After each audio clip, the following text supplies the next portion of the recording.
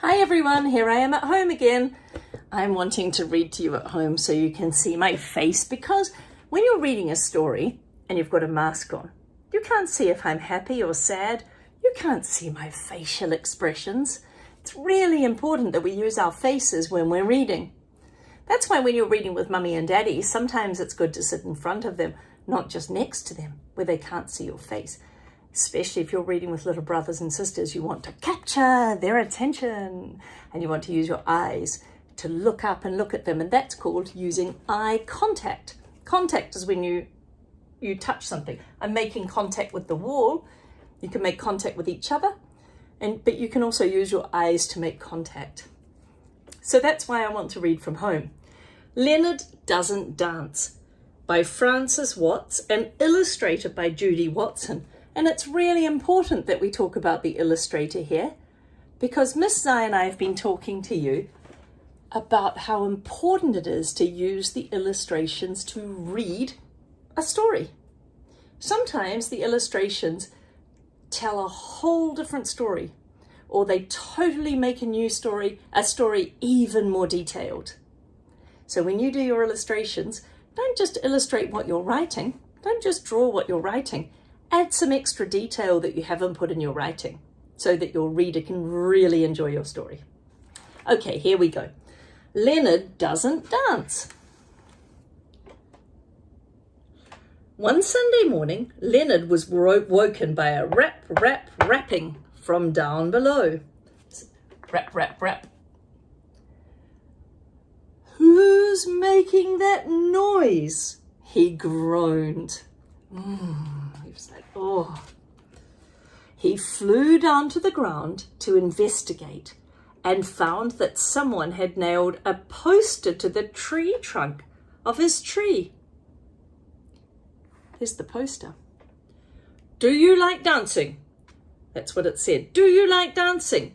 Join your feathered friends at the Big Beaky Bird Ball. A ball is like a party. Next Sunday. All welcome. Anyone's allowed to come. Wow, said Leonard. That would be fun, but I don't know how to dance. I wonder if my friends do. On Monday, Leonard went to see the magpies. These are magpies, these birds here. We get them a lot in New Zealand. On Monday, Leonard went to see the magpies. They were gliding gracefully in pairs. Hi there, Leonard, they called. We're doing a warble warble waltz. Why don't you warble warble with us? I'd love to, said Leonard. Maybe he doesn't know what they mean. Do you know what they mean? A warble warble waltz? But the graceful glide was more of a gallop like a horse. A galloping slide. Oh dear. A waltz is a type of dance. My warble warble waltz is a wobble wobble wonk, said Leonard. I think I'd better find another dance. He's not giving up though, is he? On Tuesday, Leonard looked for the ducks. He found them skipping and circling with their partners. You're just in time, Leonard, they called. Grab a partner and do-si-do. All right, said Leonard. Here I go. Do-si-do. Let's see if he can do-si-do. That's another type of dance.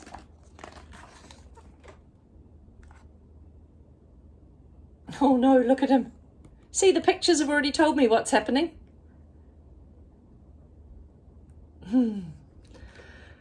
But his skip and circle turned into a trip and tumble. My do-si-do is a do-si-don't, said Leonard. Perhaps I should find, what's he going to say? Another dance. Now we know here from the pictures where he's going next. These birds are crows. On Wednesday, Leonard visited the crows. They were cawing and kicking in a line. Hello, Leonard, they called. Come do the caw-caw can-can with us. Can-can is a funny dance where you stand in a line and you all join arms and then you kick your legs out, all one way and then all the other way. It's called a can-can. Okay, said Leonard, if you really think I can. They're doing the can-can. Let's turn the page and the pictures will tell us whether he can. Oh dear.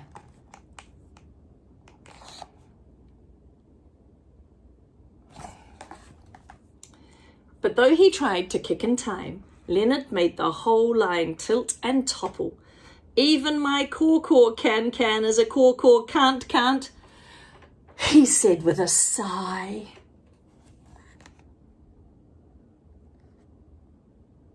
I wonder if he's going to give up. I'm a terrible dancer, he said sadly as he flew back to his nest. I can't go to the big Becky bird ball. I'm never going to dance again. Can you close your eyes for a minute and think of what you would do if you were him? What do you think you would really do? Not what should you do, not what you know you should do, but what would you do? Would you give up?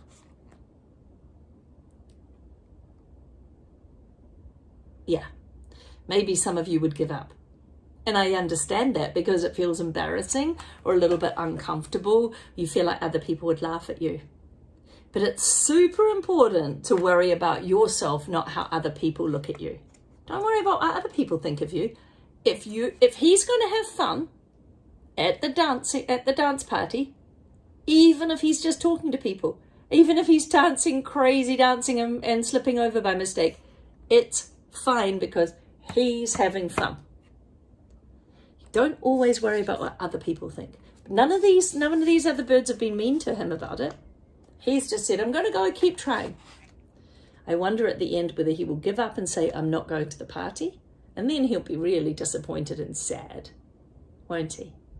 Because he'll get home and he'll be sitting there thinking, all my friends are at the party.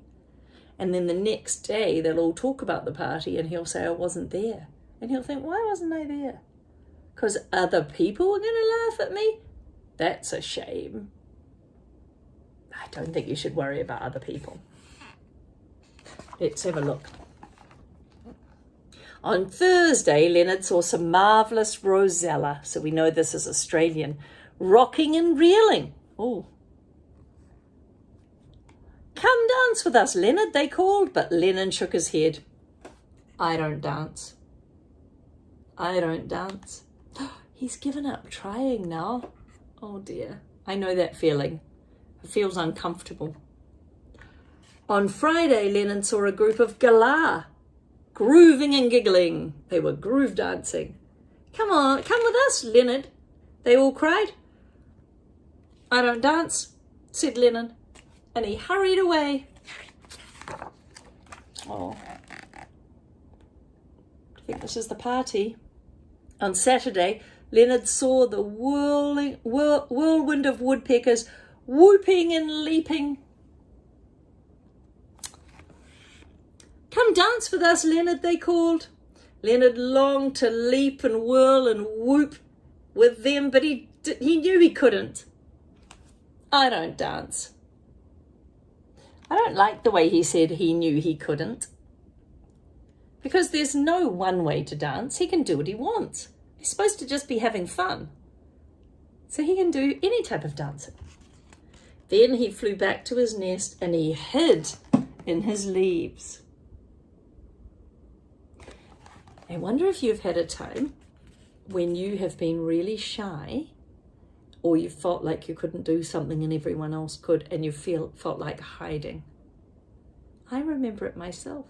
Getting really upset and going and getting into bed at 2 o'clock in the afternoon. It's not fair. Everyone else can do it and I can't.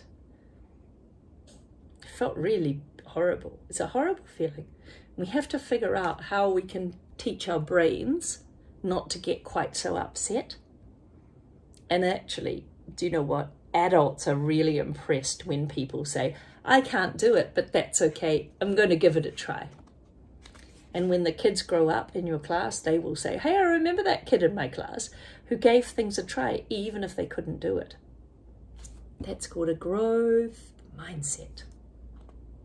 It's not easy. I'm not telling you it's easy. I'm saying, but I would like you to try to be like that. Let's see what Leonard does. When his friends came looking for him on Sunday evening, Leonard stayed hidden. Oh. How nice his friends came looking for him. I wonder if you'll be those type of friends that come looking for somebody if they feel upset. When his friends came looking for him on Sunday evening, Leonard stayed hidden. They were so excited about the ball, about the party, while he just felt miserable. They quacked and cawed and warbled his name, but Leonard didn't answer. He stayed hidden. He was feeling really shy and probably annoyed with himself a little bit. Then he heard a duck say, "Where could he be? If we don't leave soon, we'll be late for the ball. But we can't go without Leonard." Oh, one little duck might have changed Leonard's mind because he knows the other animals are supporting him. "No," said Crow, "if we can't find Leonard, then we'll all have to stay home." Leonard will be feeling good when he hears this. Maybe one day you can be one of those birds that supports other people. Now Leonard felt even worse. Oh no, that surprised me. He didn't want his friends to miss the ball because of him. He stepped out from among the leaves. "Here I am," he said. "I'll come to the ball with you, but I won't dance." The birds took to the skies and Leonard went with them. They flew and flew up until ahead they saw a clearing with glowing light. It was the big beaky bird ball. Wow. Oh, look. See, if he can't dance, if he doesn't want to dance because he's too shy, he can still chat to the other birds and maybe he can be in charge of the music. Leonard had never heard such cool swinging music. It made his feet tap and his tail feathers started to twitch like this. They twitched. Standing by the edge of the dance floor, he watched the flamingos go, go, go, and the swans swoop and sway. They were all dancing in different ways. Some chickens came past doing the cha-cha-cha, followed by turkeys doing the twist. These are all real dancers in real life. Quails quick-stepped, bluebots bopped, and a flurry of finches was doing the foxtrot.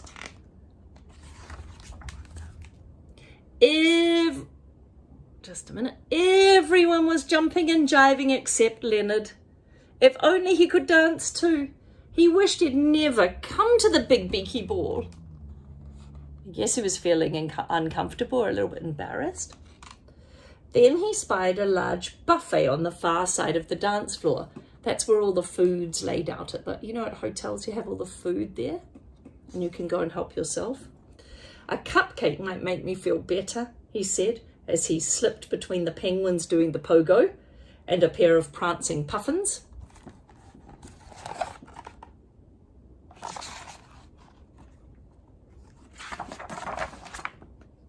Look how beautiful the artwork is. Leonard was reaching for a cupcake when he saw the ants. "Shoo," he said, "shoo, shoo, shoo, shoo, shoo." And he tried to brush the ants away.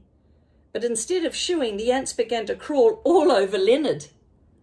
I wonder if you think you know what's going to happen with the ants all crawling over him, making him itchy. Do you have an idea? "Hey," said Leonard, backing away from the buffet. "That tickles." Oh, I think I know what's going to happen. Let's look at the pictures before we read.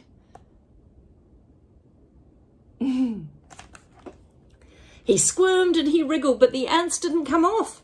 He shook and he shimmied, but the ants didn't shift. He trotted and he twisted, but the ants still didn't budge.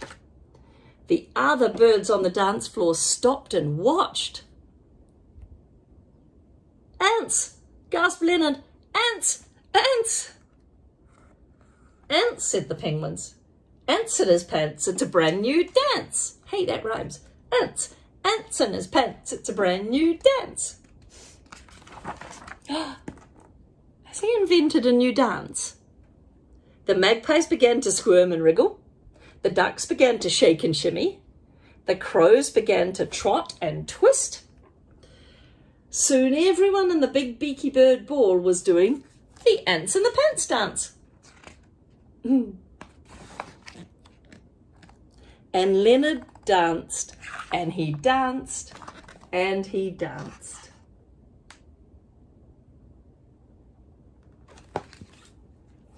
Maybe now we'll have a dance together, or maybe we'll talk about what lesson that book tells you, because I think that book is a really good book for putting something in your head, an idea in your head, and then if you're in an uncomfortable situation, do you give up and just hide, or do you give it a go? Do you just try? An example would be maybe Miss I or Miss Newby are going to ask you a question or ask you to help to do a job and it doesn't quite go right, or you don't understand the question, or you don't understand the job, or you try to do it and it goes wrong. Do you then give up and cry and get upset, or do you think, well, I gave it a go?